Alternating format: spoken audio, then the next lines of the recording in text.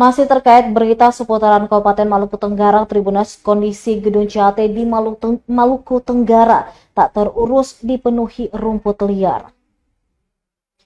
Kondisi gedung Computer Assisted Test atau CAT di Kabupaten Maluku Tenggara memprihatinkan.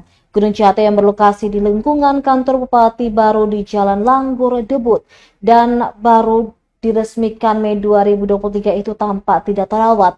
Pantauan Tribun6.com pada Kamis 10 Oktober nampak kabel listrik menjuntai santai setinggi orang dewasa pada jalan depan kantor sehingga rentan terjadi kecelakaan di waktu malam.